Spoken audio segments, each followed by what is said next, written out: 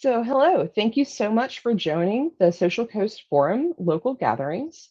I am Kayla Dean with NOAA's Center for Operational Oceanographic Products and Services, and I'll be co-presenting today with Brenna Sweetman from NOAA's Office for Coastal Management.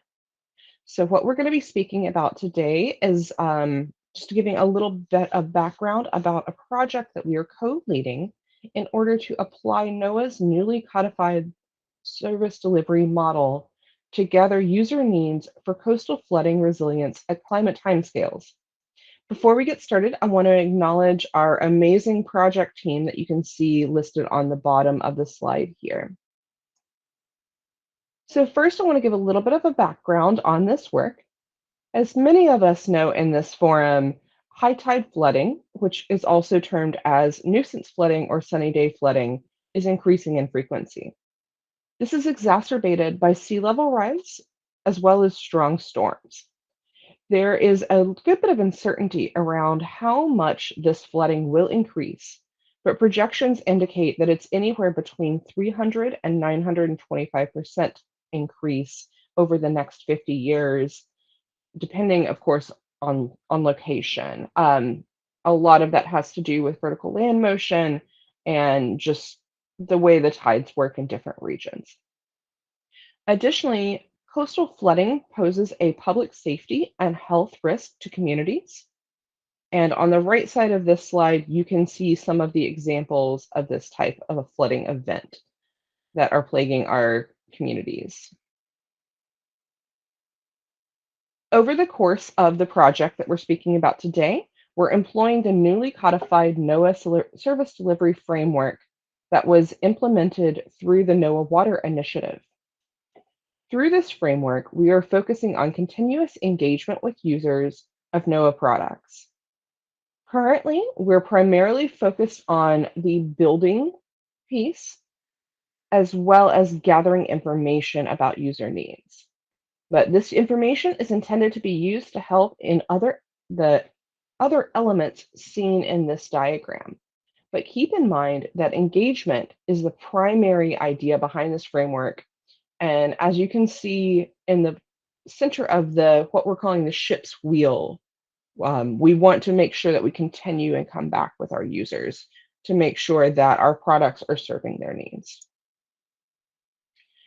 Throughout the life of this project, our objectives include the following.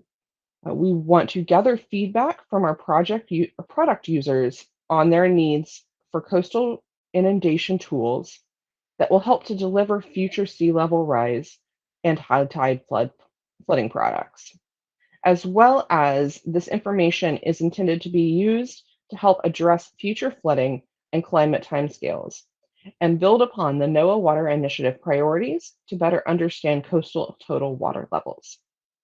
Some of the questions we're trying to get at through this work include the following. What do the most user-friendly high tide products look like? What are the gaps in our current tools? And what types of tools and products would help make this information useful to everybody's day-to-day decision making? And finally, what is the best format to receive information in these tools?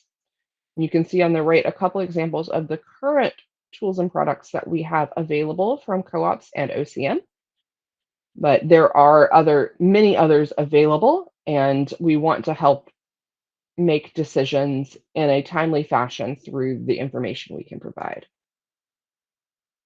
The way we're conducting this work will be through a series of listening sessions focused on 5 different sectors that utilize this NOAA information. We hosted our first listening session with the planning community in November, and we just hosted our second session back at the end of January with the transportation and navigation community. So on this slide, you can see the additional sectors that we're going to be working with over the coming fiscal year. And with that, I'll go ahead and pass it over to Brenna to discuss some of our initial findings. Thank you, Kayla.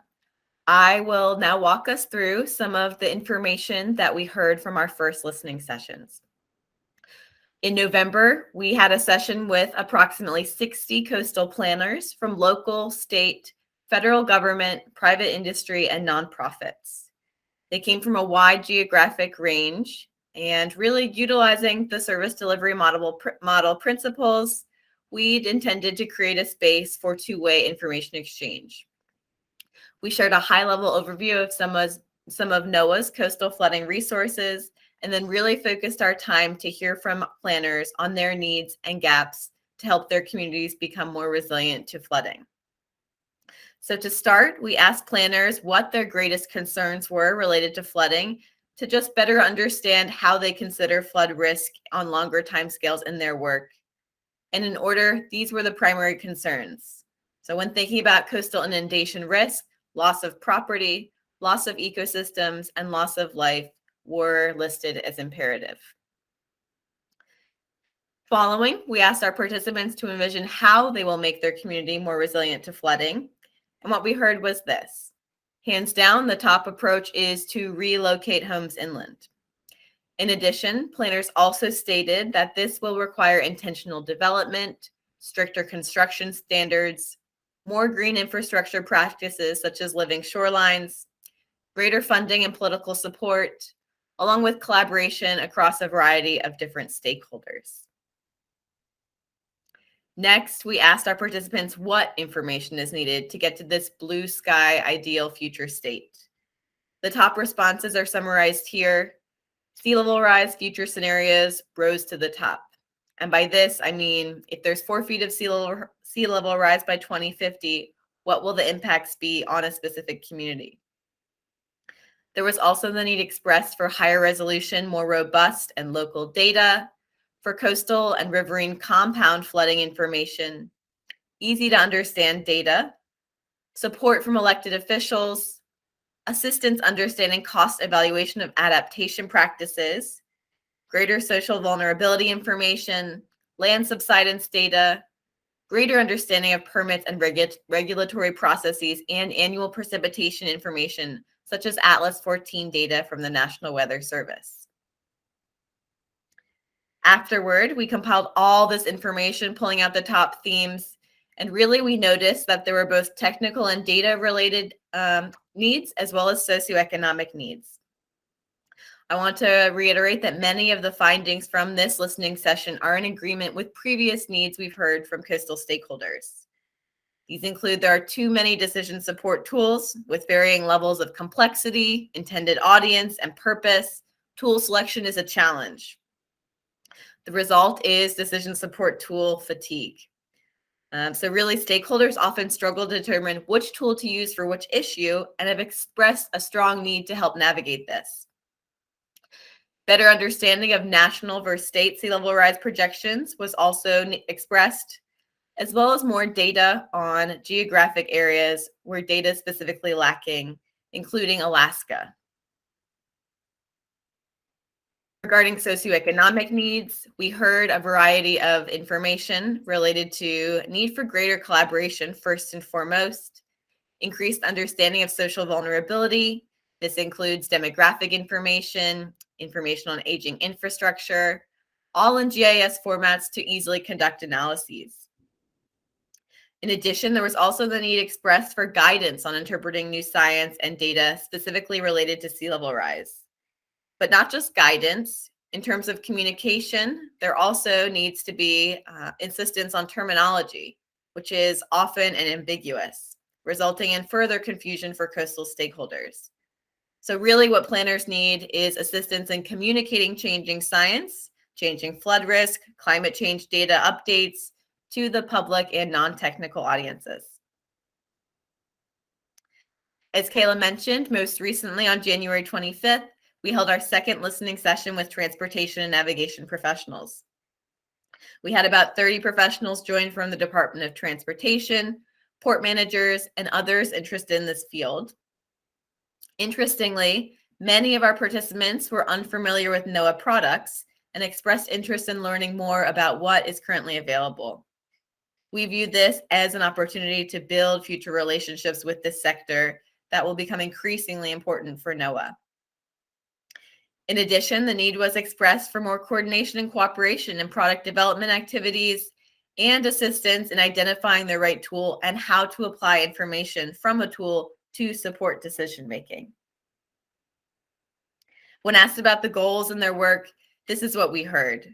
Information related to future wharf designs, ferry terminals, traffic disruptions, raising roadway profile considerations, and coastal airports were all within the scope of this work. However, when we followed up asking about what information was needed to address these, many were unclear, noting the complexity and uncertainty of these issues. These results illuminate the need for future dialogue on this topic with this sector. So in sum, we know the inevitability of sea level rise and coastal flooding challenges are increasing. In order to ensure the continued health of our coastal communities, at OCM, the Office for Coastal Management, and co-ops, Tides and Currents, we're working to better listen and understand the needs of those coastal decision makers we serve. So far, we've had 2 listening sessions and are looking forward to continuing these through summer 22 to seek additional feedback. We plan to produce individual reports and synthesize information into a final report, and really hope this information will inform the improvement and enhancement of future products from NOAA as well as our partners. So for this project, we really recognize shared knowledge is beneficial for all. So if you are interested in these resources, please reach out to us. Lastly, I'll note if you are interested in joining a future listening session, we would also welcome your contributions. We'll be hosting our next session in March with realtors and insurers. In May, we'll be working with health and human service professionals. And in June, natural resource use and floodplain managers. With that, I thank you very much for your time.